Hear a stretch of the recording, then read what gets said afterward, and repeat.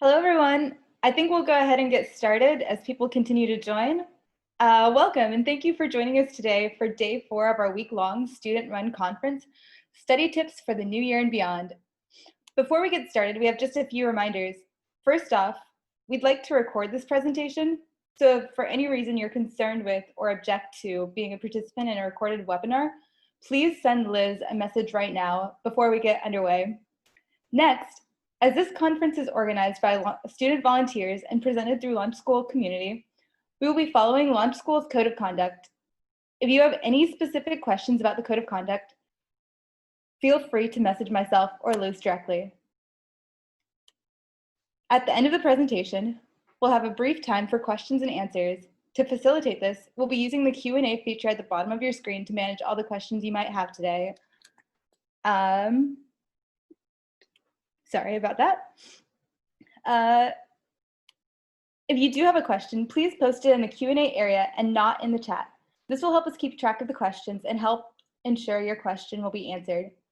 Last of all, we're only halfway through a full week of student-led sessions, and there's still a number of exciting presentations yet to come on this week's schedule.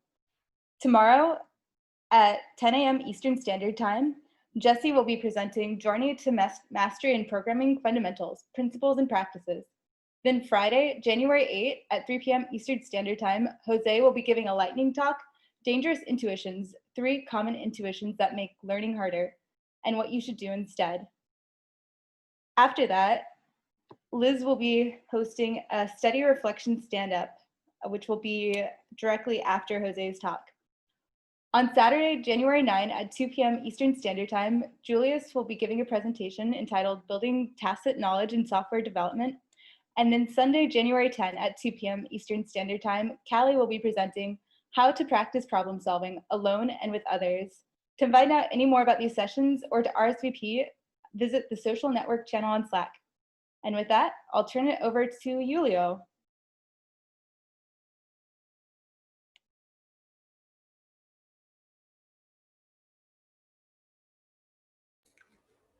Oops, I just had to unmute myself.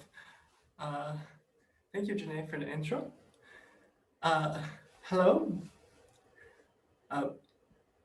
So about a year and a half ago, I was a cabinet maker. I worked at a factory near my home, making furniture.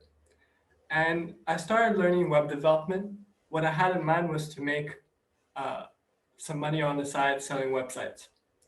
But soon enough, I found that the process of learning and kind of growing my abilities while creating things I couldn't make before was really exciting.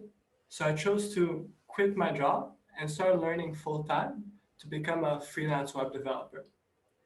Within a couple days, I realized I was making far less progress than when I had a job and I would have just a tiny bit of time to study at the end of the day.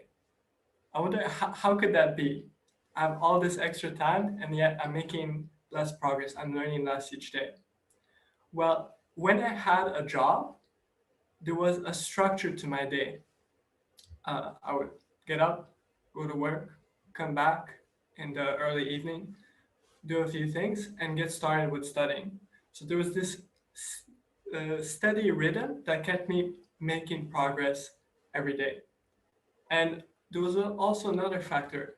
I had a feeling of necessity since with just a sliver of time to do this thing I loved, I felt the pressure to make best use of it and to keep showing up. And once I quit my job, all that structure and feeling of necessity kind of evaporated. So I set out to create a routine that would help me get back in the rhythm. And well, I experimented with various ideas. Some of them really didn't work at all. And it took a long time before I learned my limits and kind of understood more about myself and the mind in order to create a routine that really helps me show up every day and make progress. So I want to impart that understanding, what I've learned from my experience and my research to you today. Here is is the template I use for my routine every day. I did it in a software called Super Memo. Uh, and oops,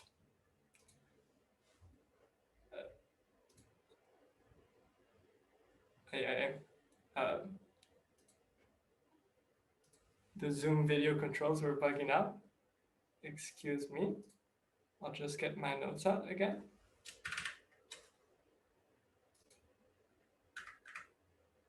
Okay, so this is the template I use for each day as my routine. And I don't want you to focus on the details. Those will be particular to me and my circumstances. I want you to focus especially on the key ideas that I use to shape my routine. For example, for starters, the day is broken up into many little bits. It's not just a big blob like work, study 8 hours a day. Not at all. It's very discrete bits that are manageable and easy for me to start. Then there's lots of breaks throughout my day for me to recover. There's lots of sleep. I have an extensive routine in the evening to prepare to get a good night's sleep. And in the middle of the day, I have a nap.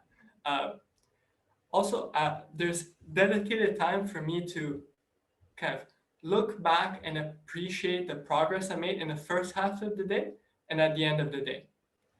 Uh, and more, I journal often throughout the day. Uh, and I'll get into just why that's so important and effective for me. Um, and finally, notice how the whole day is accounted for. There isn't like a minute that isn't planned. And that helps deal with decision fatigue. I don't have to think about what's next in my day. It's already decided in advance. So this first idea, breaking things down into little bits, the point is to make getting started easy, because usually that's what trips us up about something difficult and important that we need to do.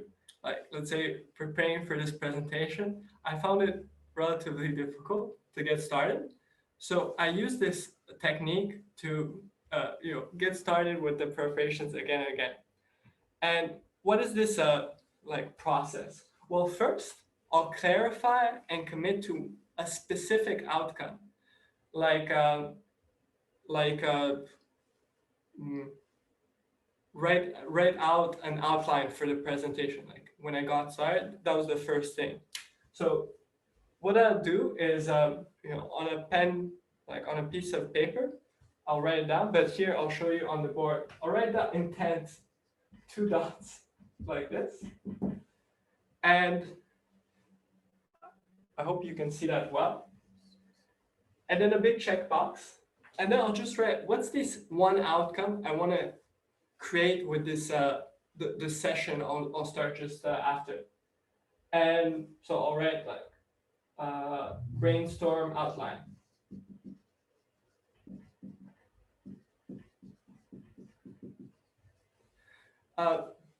And so by making it clear and specific, I've gone from some vague idea like make this presentation happen to a concrete step and the result is my perception of the difficulty, the cost to activate and kind of launch myself into action is much lower. There's something concrete for me to latch on to.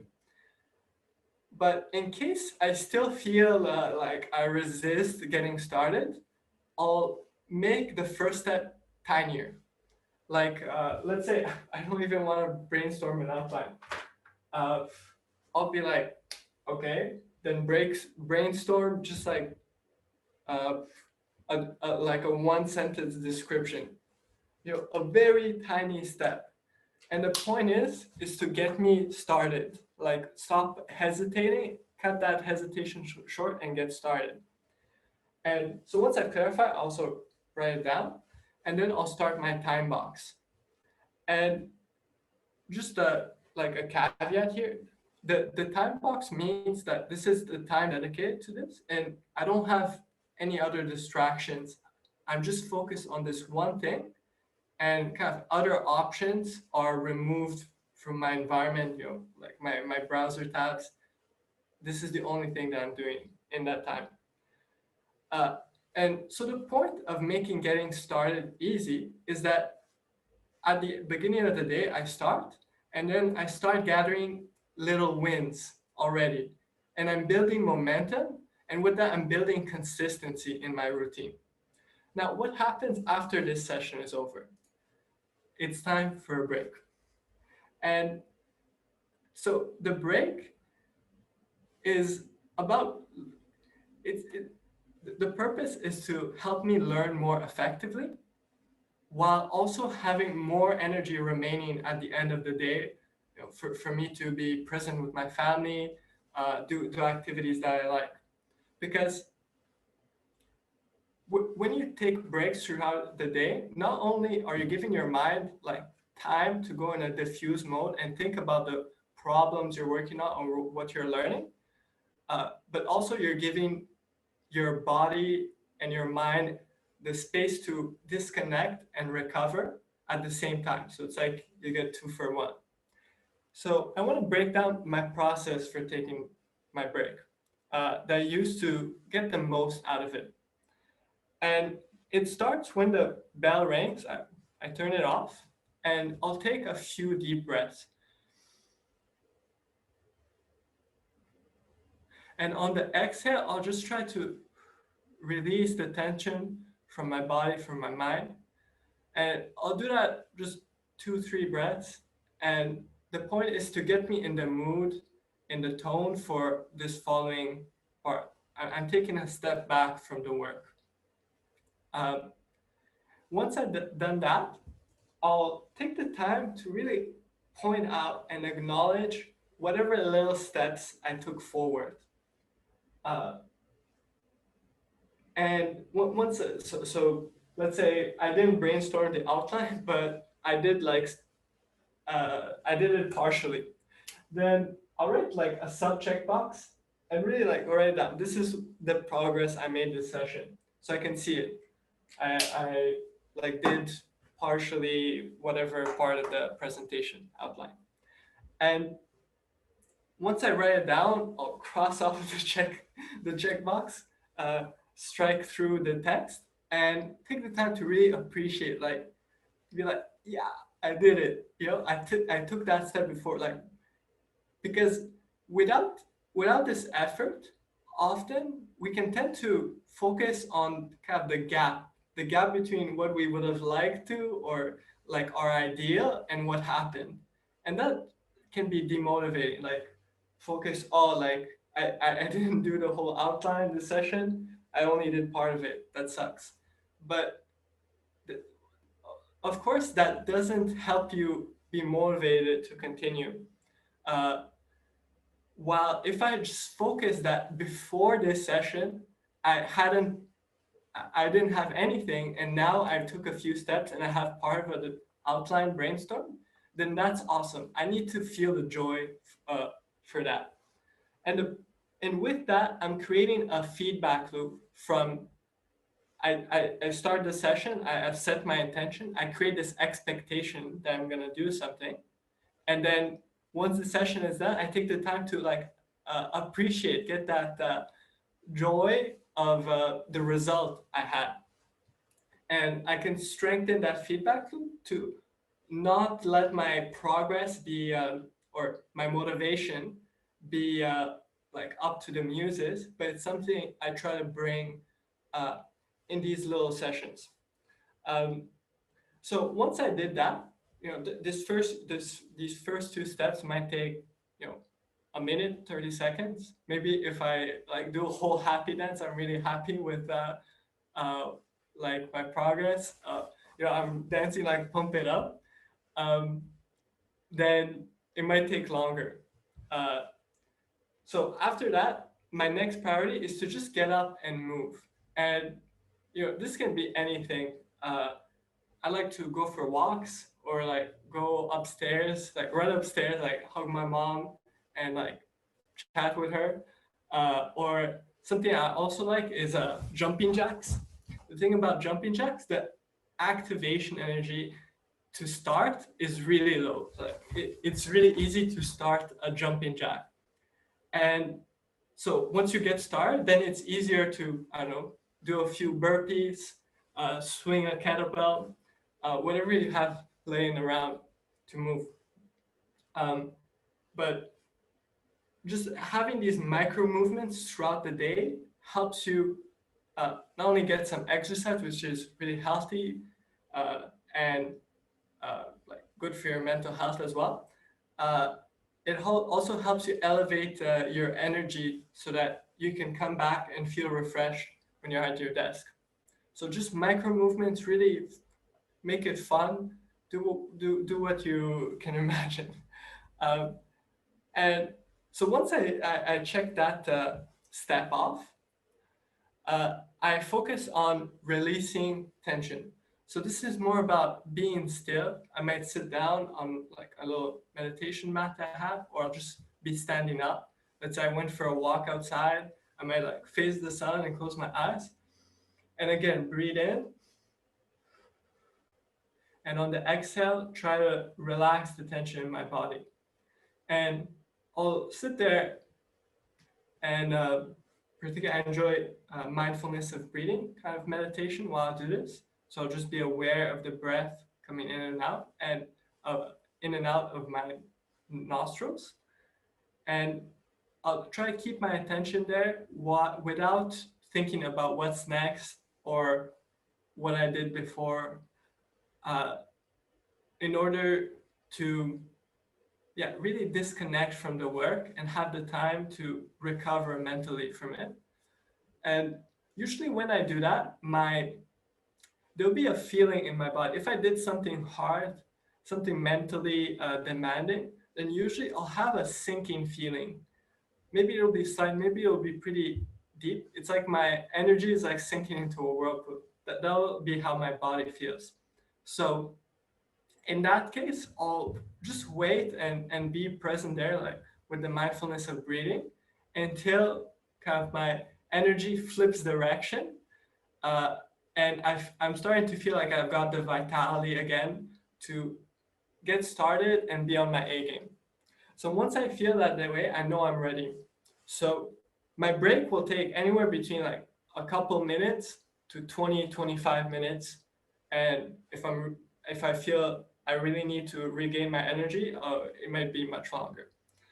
Uh, so I release the tension. Now I come back to the desk, and I do the same exercise as before, like setting a clear intention, a clear outcome, just one thing.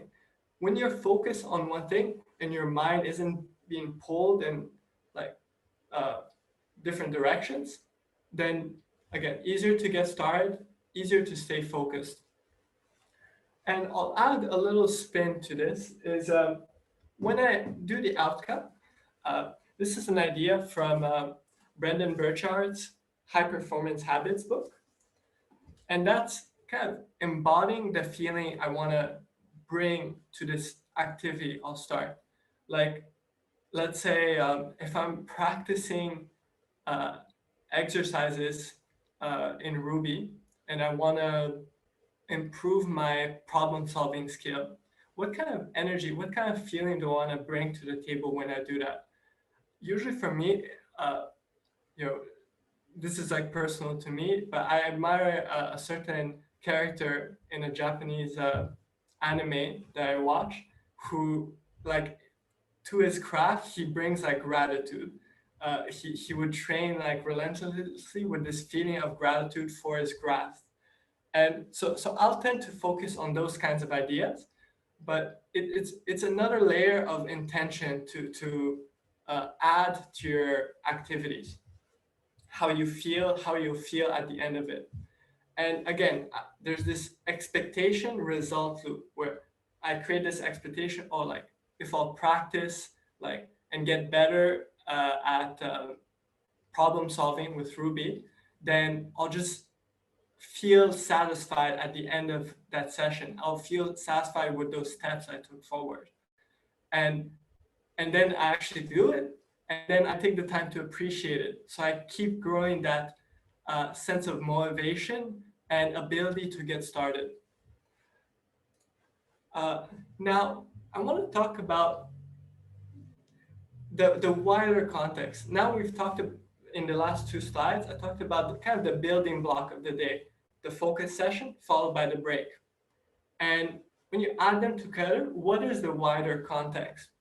Well, I'll tell you a story. When I started like learning full time after I quit my job about a year and a half ago, um, the first experiment I made was to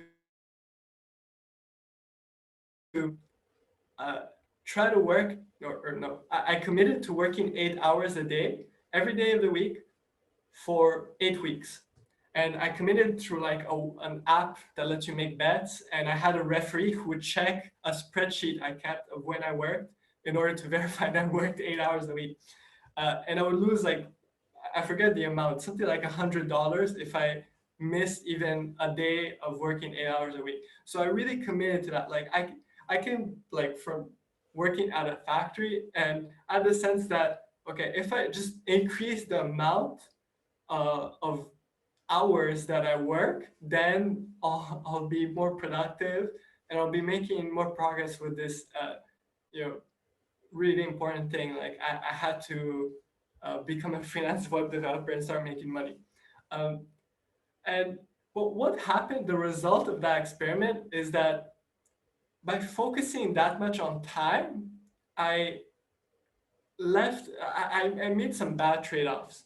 First, I did a lot of busy work to meet arbitrary hours because I can't do productive like mental work for 8 hours a day.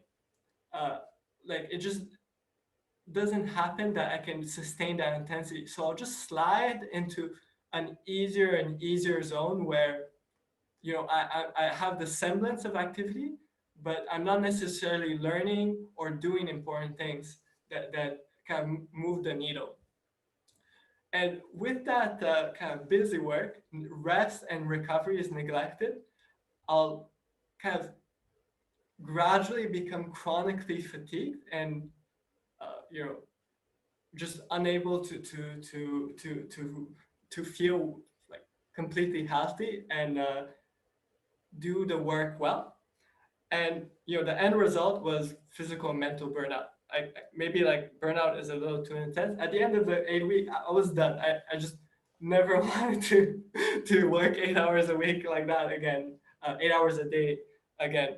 Uh, so after that, I experimented with other ideas, and I found something that works much better than time management.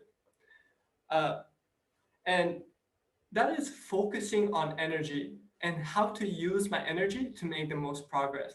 So the focus is from some like side variable, like shifts from some side variable like time and what I do with time to the real concrete thing that I want, and that's making progress. And how I use a more important constraint, which is my energy, like my vitality, my health, and kind of my interest. All of that is like the energy input. And so I read this theory called a polarized training model from this book called Exponential by James Hewitt and Aki Hinsa. What these two people are, they're specialists in like consultants for elite athletes that help them increase their performance through kind of data and data focused training. And their book is about parallels they make between people who perform in like the physical arena and people who perform mentally, like knowledge workers, which programmers are. And what they note, a key idea from their book, is that there's an optimal distribution of your energy use in order to get the most learning or the most adaptation given a certain energy input.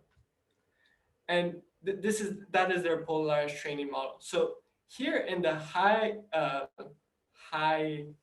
intensity zone, so work that is a cognitive load that's pretty intense, it's hard to sustain, it's definitely outside your comfort zone. Let's say for me, like that'll be like practicing for the written assessment, like drilling, answering questions in a given amount of time. That's difficult for me to do, but that's the work that helps me make the most progress. Like take actually takes me a few steps forward in terms of my skills, my abilities. So what they suggest is to spend most of your energy in this zone because it has the highest return for a given amount of energy. But that amounts to just about 20% of your time, because the rest of your time should be spent in this low intensity zone where you're recovering from that high intensity activity. So it's like this is why it's polarized. It's very intense and then very disconnected, like relaxed. Uh, and so just to illustrate what the low zone looks like, you can think of going out in the park on a nice sunny day, laying on the grass and just watching the clouds float by. This is what they mean by low cognitive load. And this is the requirement for actually recovering from this high intensity zone. Like anything more than that starts being uh, taxing on the body and the mind. And they contrast the polarized training mode with the threshold kind of training model, where you're spending the vast bulk of your time in this medium intensity zone. So, in the kind of cognitive space, what they mention as examples is, let's say, scrolling social media. Scrolling social media seems like relatively easy, but it's actually quite intense, like in terms of the information you have to process. Like a lot of is happening, and your mind has to process that. So the interesting thing about the medium zone is that you're slightly stimulated, but you're not outside your comfort zone. So it's easy to sustain and do a lot. It's like kind of like a trap that can once you get started, you keep going with it. So it's comfortable, but it's a little stimulating, so you keep going. Yet what they note is that it still costs you in terms of fatigue just as much as being in the high intensity zone. Like when you're here a lot of the time, you're actually not recovering, your nervous system, your body is functioning. You're kind of still chipping away at your energy, and yet you're not making the same progress, like a significant progress here. So that's why they suggest really cutting it down to a minimum and spending some time here and then most of your time here. Uh, like for me, what can happen is that sometimes I need to spend time in the low zone to recover, but I'm kind of stubborn, and I want to keep working and learning something. But when I try to do something that's actually that I know is important and will have the most impact, like in the high intensity zone, like going like doing practice exercises, I find like I'm incapable. So I kind of end up sliding in the medium zone, let's say reading articles about programming ideas, or I'm not sure, like all kinds of distractions I might end up in. So, like, what this model has done for me is to make me more mindful of where my energy is spent. Like, if I'm too tired to do this, then I'll be sure to do nothing, basically. Like, go for a walk and just walk around, or lay down and look at the ceiling. But usually I don't do that. I'll sit on the couch and look out the window, or make myself a tea. Do something very relaxed and quiet to really regain my energy. And then be able to do things that move me forward. Uh, Another example is that uh, like while preparing for this presentation yesterday night, like my alarm rang to start my uh, sleep routine, and I felt the need to just keep going and kind of tweaking my presentation. Uh, and this can happen often where you're really into a project you're working on and you're not willing to stop and recover. Uh, but the thing about that, the longer you keep going, the more your effectiveness will drop until eventually you're just like fumbling around, like kind of simulating activity, but you're not, you know, adding to the presentation like quality or whatever outcome you are doing.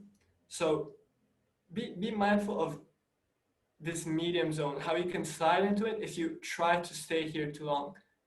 Aim to do a lot of nothing in a day, like a lot of just lounging around and relaxing. If you want to learn and make the best use of the given energy you have. And finally, I want to keep adding here like little examples. Uh, in a medium zone, like something I've noticed, I'm tempted sometimes to listen to a podcast during my lunch break or during certain activities, like like kind of maybe in between my focus session, listen to a little something. Uh, but the thing about that is that a podcast that you listen to, there's still a lot of information you're processing. You're like listening to a conversation, thinking about the ideas, and you're not in a disconnected state where you're just your mind is diffuse, where you can really recover. So there's an energy cost to even listening to a podcast that I'm mindful of now. And it's not about like not listening to podcasts anymore, but just being making that decision. Okay, I could listen to a podcast during my lunch break, or I could not listen to it and just eat in silence, uh, do it in a relaxed way, and recover my energy. Uh, so all in all, by focusing instead of like arbitrary time, more on taking steps forward and how I can use my energy to do that, I'm making better decisions with all these study blocks in my day. Uh, so next, I want to talk about sleep, since sleep is like what holds this whole routine together. Why? Because when you're sleep deprived, your kind of willpower and your ability to make good decisions decreases substantially.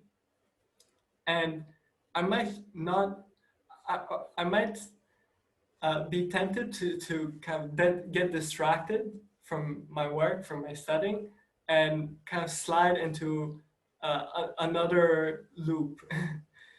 um, so by focusing on protecting my sleep, I'm actually kind of securing the cornerstone of my routine.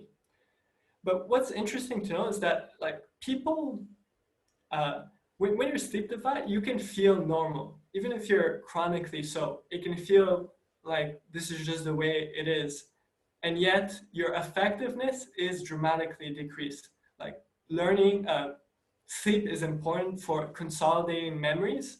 So if you're not sleeping well, then you might be straight up losing what you learned at the during the day. It's once you've consolidated the memories, uh, sleep helps prepare you to learn new things. And it also protects your mental and physical health, which is, like I pointed out earlier with energy, it's the basis for taking these steps and making progress. So that's why sleep isn't something you should compromise on. And one more point too is like I just made these numbers up. It's just something I invented, but the exact ratio doesn't matter. Obviously, if you're more rested, the time you spend and the energy you spend will be more effective than if you're sleep deprived. So it might make sense to, you know, relax and prepare for yourself to go to bed instead of working into the evening. Actually, it probably makes sense. Uh, so, how do you protect your sleep? I want to share with you some ideas about how to create a sleep routine in the evening that has like elements of good sleep hygiene. So the first idea I want to impart is uh, like having an alarm set for you to go to bed and not to wake up. Because the key thing, you want to go to bed at a consistent time and have a consistent flow that leads you to having a good night's sleep. Uh, and usually, at least for me, the biggest like trip up is that I keep going well into the evening, like doing something that uh, like in that medium cognitive zone that's kind of stimulating, but it's not doing nothing. So I can just keep going at it for a while. Like sometimes I'll read mangas like too late into the night. Uh, so to not do that, I have an alarm that when it rings, it's the cue for a certain habit, this routine. And what do I do in that routine? Well, I'll have my blue light blocking glasses, I'll put them on, and these help reduce a certain wavelength of light that your eyes are, well, your brain is very sensitive to through your eyes, that makes it feel like it's still daytime, which will prevent the production of melatonin and basically your brain's ability to fall asleep.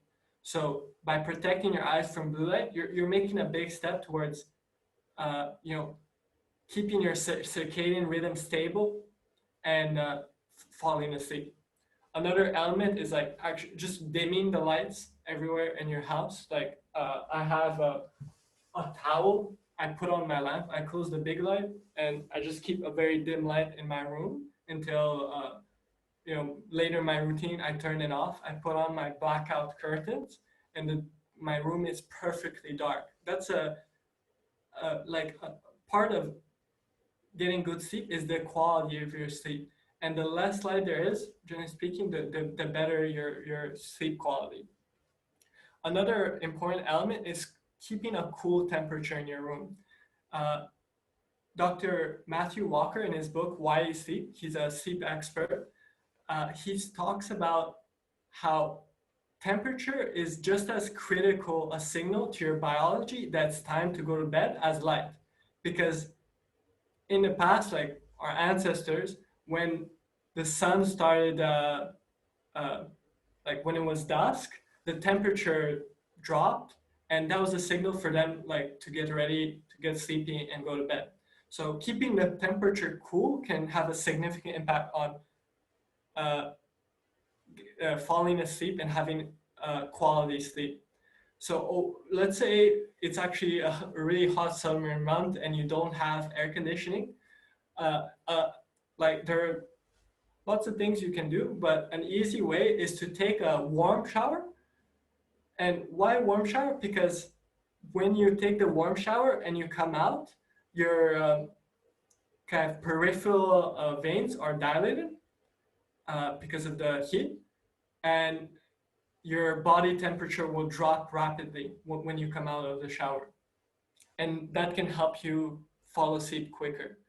And Dr. Matthew Walker points out that cold showers and like even ice baths are even more effective for helping you fall asleep.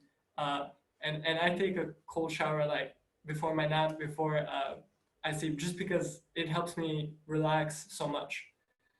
Uh, uh, like I would recommend you take the time to research and find more things you can fit in your life, little tips to help you get better sleep.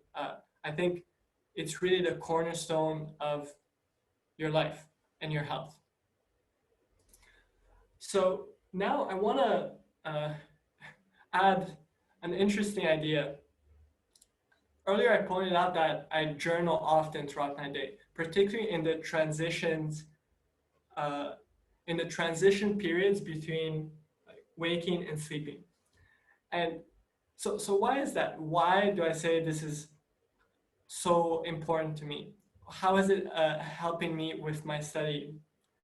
Well, to explain that, first of all, I just want to note that who you are today, you're not the same person as you were 3 years ago. Like a lot has changed. Your probably some of your beliefs have changed. Your the circumstances around you have changed.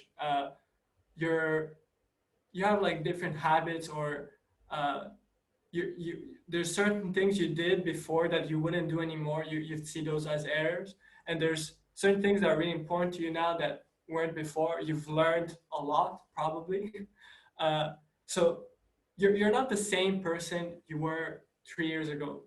Yet, as Daniel Gilbert, Harvard psychologist, points out, human beings are works in progress that mistakenly think they're finished. We have this impression that who we are now is like who we will be in the future.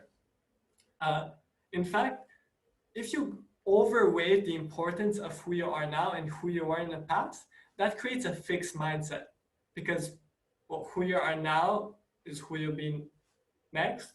So how will you grow in terms of abilities or be work in a different profession, kind of change your life in different ways. Yet, if you give more importance to your view of the future and your ability to imagine something different, then you'll have a growth mindset. You can just believe that like who you are now doesn't matter as much as who you will be and who you're becoming. So humans have this ability of prospection, of imagining how you feel, how you'll act, different situations, possible situations in the future.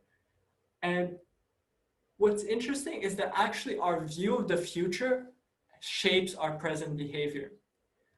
This is a key idea from Viktor E. Frankl. He wrote Mankind's Search for Meaning. He's a psychologist who survived the Holocaust in concentration camps. And he noted how people who had a clear purpose that gave meaning, that gave context to the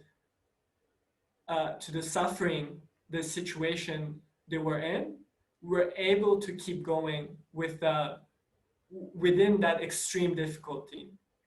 And he points out that here in this quote, woe to him who saw no more sense in his life, no aim, no purpose, and therefore no point in carrying on.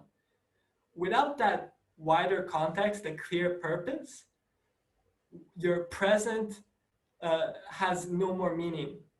And he noted that people in those camps who didn't have that wider purpose found it very difficult to bear the circumstances. Now that's an more extreme example, an edge case, but this applies to our own context as well. Like as people who are transitioning to a new career, if you're clear about the purpose, about like who you want to be, what your future is, then it's easier to carry on and show up again and again to your work. So this is what I use journaling for. And I'll just point out how I do it. So I have this journal here. I just asked for a journal, some cahier from my sister. And I write in it in the morning, before and after my nap, and in the evening. The evening is where I spend the most time, like writing. So you see here, I like to doodle a lot. There's a big tea stain there.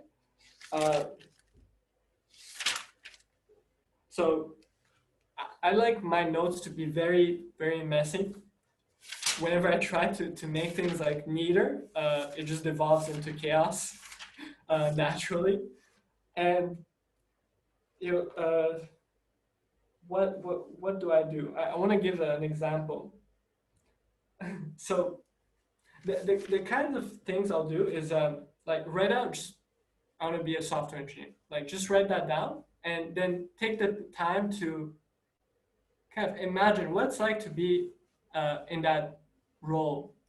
what it's like to have a shared responsibility with a team, creating a software product, serving whoever the users are. What it's like to feel that. How will I work each day? How will I feel kind of doing my craft?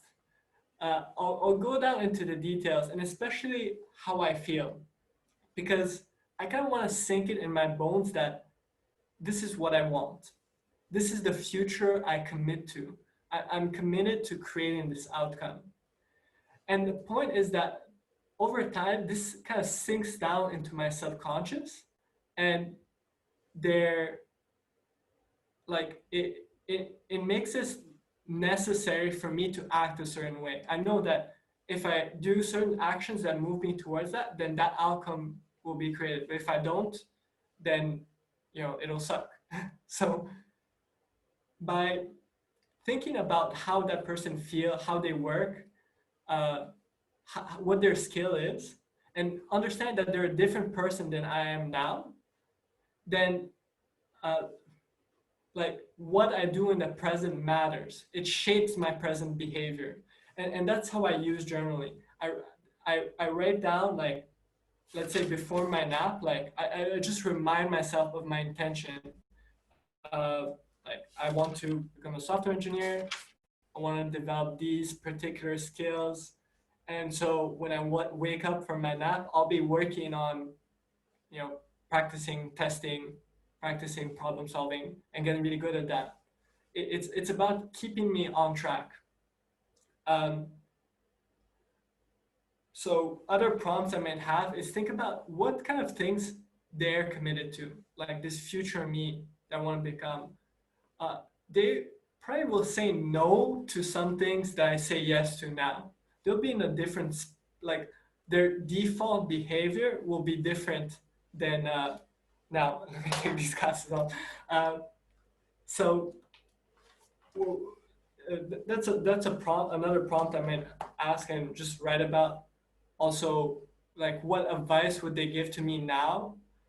Like given that they've had this experience and they've took the journey, what obstacles might they suggest like I be wary of, or what strengths should I focus on? I just try to imagine that in detail, and the end result again is that instead of relying on kind of waning and waxing kind of inspiration, I'll have this drive that pulls me forward. I won't have to decide every day, oh, do I want that or do I want that?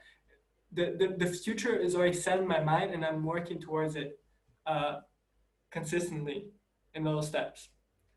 Uh, so I just want to give credit, like this whole idea, I learned it from a psychologist. His name is Benjamin Hardy.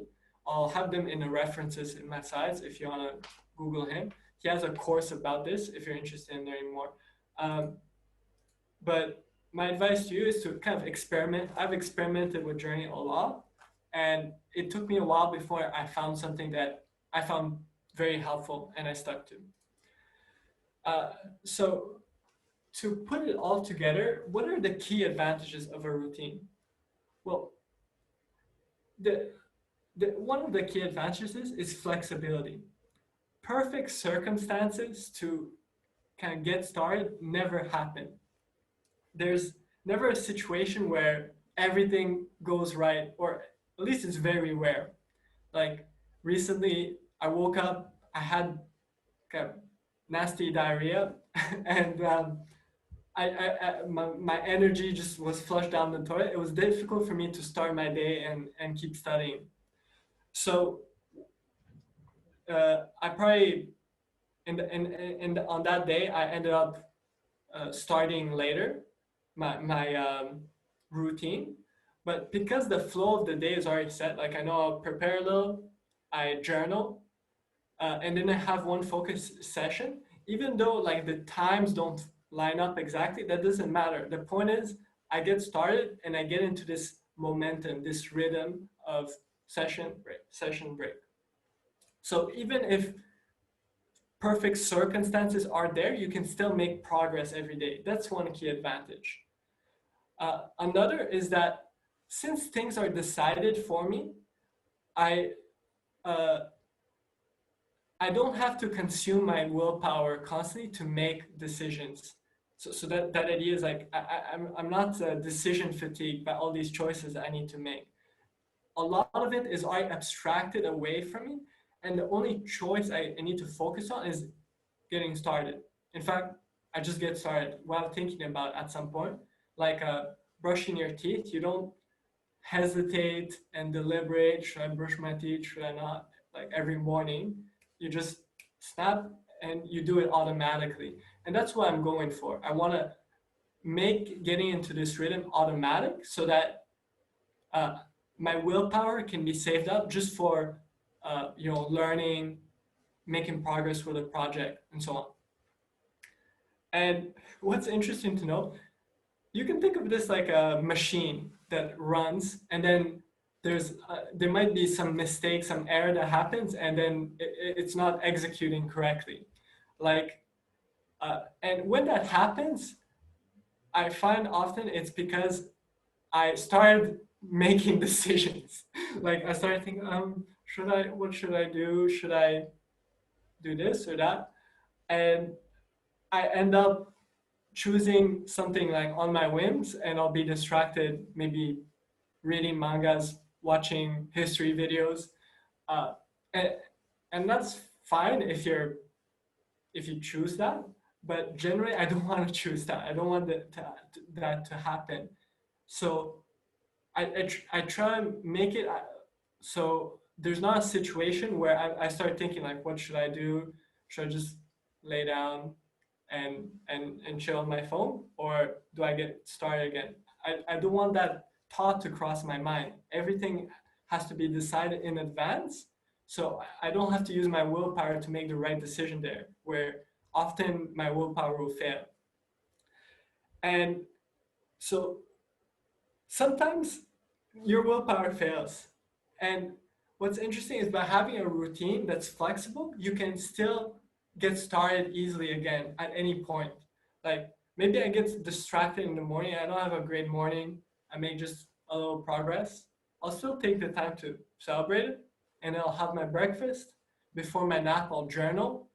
And once I wake up from my nap, it's like I have a blank state. I know I just need to get started again on that first, step, the focus session, and I can get back into a good rhythm, even though the day didn't start well.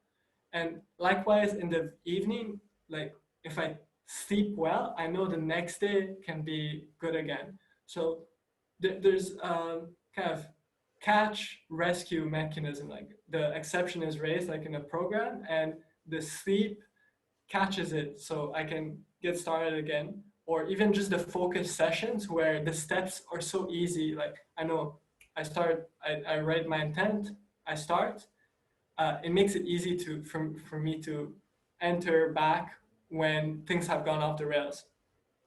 And finally, I want to add like this quote from Seth Godin: "If I fail more than you do, I win." And the idea I want to share here is like my routine is the product of much experimentation. I've scoured many sources, uh, different ideas, and I've kind of cobbled them together. And sometimes it didn't work, and then I adjusted it and I iterated on it, and I found something today that I think works really well for me. So I encourage you to fail often. Uh, like let go of your assumptions of what works, and really check what actually works. Like before, I had this assumption that increasing the amount of hours I worked, that worked, and it didn't. Uh, and now my assumptions are different, and I'll keep experimenting with them and tweaking this routine uh, as my situation evolves and as I learn new things. So I want to conclude with this quote: "What saves a person is to take a step, then another step. It is always the same step, but you have to take it." Becoming a software engineer, it isn't something that happens, like you teleport there. uh, it's the result of many little steps that you took you probably heard me say this like many times in this presentation, but we're taking the point of the routine is to get you to that point where you're making steps every day and you reach that software engineering like uh, dream job you have in mind, or starting that startup, or whatever your objective is. The routine gets you there with many little steps, and it helps you show up again and again. So I hope this was helpful to you. uh, I'll include some references in my slides and just some more tips. I'll share this on site. We can start the questions now. Thank you so much for your presentation. I know I have a lot of takeaways from that to work on. So now, as you mentioned, we're going to jump into the Q&A. If you, the audience, have any questions, please just open up that Q&A tab at the bottom and type in your questions, and we will go through one at a time. We have a question already for you from Jordan, who's wondering, do you use an application to follow your routine? Yes, I use SuperMemo. It's kind of a software, kind of like Anki. So it uses spaced repetition, but the Polish math scientist who made it also had a plan feature where you can make the routine, and that's what the screenshot is from. Uh, so what I do is like I start a session with Alt B. It starts a timer, it marks it on the kind of spreadsheet, and it adjusts the time if I started late or early. But I don't use it very rigorously where like every step of my day I have to mark it on that spreadsheet. It's just a helpful tool. I know like where I fit into the day. It kind of highlights it for me and I can just get started. Yeah. Awesome. And then we have another question from Lena. Thank you for the presentation. It was really informative. What was one habit that provided you the biggest return in your studies at launch school since you began? You listed a lot, but I'm curious to know if you have a key habit. Well, it's just showing up. It's showing up to study. Like there's nothing more than that. Like I think that's the thing you should focus on. Like if you didn't do journaling, even if you didn't sleep well, but you kept showing up to do that work, given enough time, you'll reach that, you'll finish the curriculum. So just focus on showing up again and again, and whatever it takes for you to do that. Thank you. And then I think this question was answered. So from Rakesh, have you experimented with how long you personally need to sleep, or is it the standard 8 hours idea? Well, I'm not sure if I know it clearly before, but I have an alarm only to go to bed and not to wake up. So how much I sleep, that's my autonomic nervous system. It's like, it's not me that takes care of that. It's my body that figures out how much it needs to sleep. And generally, it'll be about 8-9 hours if I don't take my nap in the day.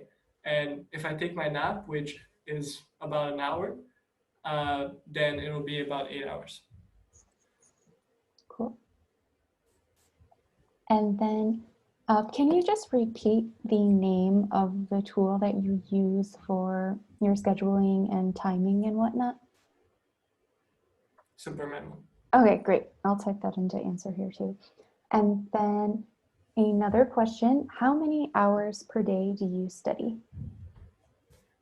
Right now, I don't know, because I ditched that whole point of view of hours of the day. But I guess it's about 6 hours, but like I don't track it at all. So I just know that every day I'm making progress and I'm taking time to appreciate that. But yeah, I guess 6 hours. Like if you look at my template and I follow every 45 minutes add there, if you add it up, it's about 6 hours. But I usually don't do that. So I guess it's more like 5. from my point of view, that just isn't important to me anymore. Like the time is something I deliberately try not to pay attention to, and I focus just, do I have like time open? Like that's the extent of my time management. I have blocks of time open for studying in my day, and then it's just about showing up and really, oh, like I focus just on making progress and then appreciating that. Like I'm not proud of myself at the end of the day. Yes, I worked 6 hours. I just don't think that anymore. That's my approach. Great, thanks for sharing. And then we have one more question. What is your ideal focus to rest ratio? It'll vary. Like in their book, Exponential by James Hewitt and Aki Hinson, they detail that to really know that, like precisely, you would need to measure kind of your baseline adaptation, whatever you're training. You should measure like a reference, and then measure how much kind of the length and intensity of the cognitive load, and then measure the adaptation, like how much your learning progressed at the end. And if you have those measurements, then you can tweak it exactly to the ratio of like intensity to being relaxed. But I don't have the tools to do that yet, like that precise. I'm actually kind of working on those ideas. So I just kind of gauge based on my energy level. Like I don't know when I'll have diarrhea again. So when that happens, I know I need to slow down, take more time to rest, and be content with just maybe one session in the morning where I'm focused. Uh, so it's about how I make those decisions, or on the present feelings I have, my kind of intuition about my body's energy, and also noticing, like sometimes I'll be stubborn and want to start doing something, and then I notice like how ineffective I am, how like it's just not working out thinking right now, and I should just stop and like lay on the bed. Uh, so that's how I judge that. Like overall, I think I broke it down that about 70% of the time in a 24-hour day, I'm trying to do nothing. And then the time where I'm working intensely, it's about 20% of the day, 25. But how I think about that is like usually I'm working more than I should optimally. That's my tendency. So I try to overcompensate and go more towards walking outside, hanging out with my family. All right, great. And we had a couple more questions come in. So the next question, do you find that breaks can be distracting? For example, if you are in a deep work state, do you just keep going, or do you enforce your breaks? I do enforce the breaks. Like Brendan Burchard in his book kind of points out this thing. He's a kind of he pushes it in his book quite hard because he thinks it's really effective, like based on the research he's done on people, how they perform in different fields. And even in the middle of a meeting, he'll like excuse himself and he'll take his break. He'll have a timer going on, like, and he'll do it every time. He'll do a little qigong, set his intention, and come back. But the thing is, it doesn't have to be distracting. Like if you feel you've got good energy and good flow, like sometimes it happens. I'm really into a thing. The timer will ring. I'll take like it'll be just like a few minutes. Like I'll take a deep breath, and then I'll just think, oh, like I'm doing good, and then I'll move a little, and then I'll be like, let's keep going. And so that can take like 20 seconds. So it's still, I don't know, maybe 20 seconds is not ideal. But yeah, I try to follow it no matter what, and take that break, because again, your brain isn't made to be focused for a length of time. Even if it appears to you that you're you've got a good flow, usually subjectively we can't tell that our performance is decreasing drastically past a certain point. Brendan Burchard's research is that the 60-minute point is about as far as you go without like dropping off. So contain your excitement a little bit for a few minutes, like, I don't know, look outside at the sky, look at the plants, and that will help you recover your focus and really be effective again. So it's like, I understand the trade-off. I can continue and my effectiveness drops, it's just the science of the brain, or I can take a break and then come back and keep being effective for longer. Cool. And then we have one more question. How do you balance between the material that you use for self-development and launch school's materials? How do I, I'm sorry, how do I balance the material I use for software development and launch school materials? Sorry, for self-development. So just some of the books that you've mentioned today, or kind of learning about these self-development. something. How do I balance it? Well, I guess short answer, I haven't really. I know I try to do some progress on the launch school material every day, so I keep like the momentum. I know if I go too deep into stuff like this, I just end up depressed because it's like, it's totally a distraction at that point.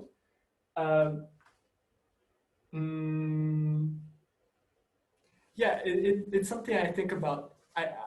Right now, I feel happy with where I am with my routine and these things I've learned. Like when I started launch school, I had this period where I spent about half my time just learning stuff like this. I spent also how to learn well, and later on,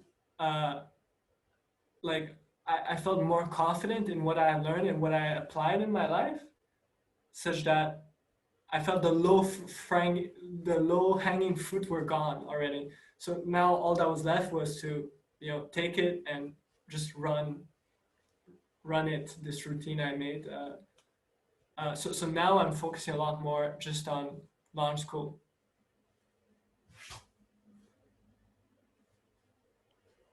Awesome. Well, I think that's all the time we have for today. Thank you, Iuliu, for that really interesting look into your daily routines and for all of your insight on how to craft a vigorous study habit while also taking care of your mental and physical well-being.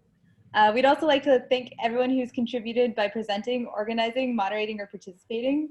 And a special thanks to Liz, who has gone above and beyond in making this week happen. Just remember, there are many more great seminars yet to come this week from other launch school students and graduates. So if you haven't already, stop by the social network on Slack, check out the week schedule, and feel free to reach out about what you've learned this week. Thanks again for coming.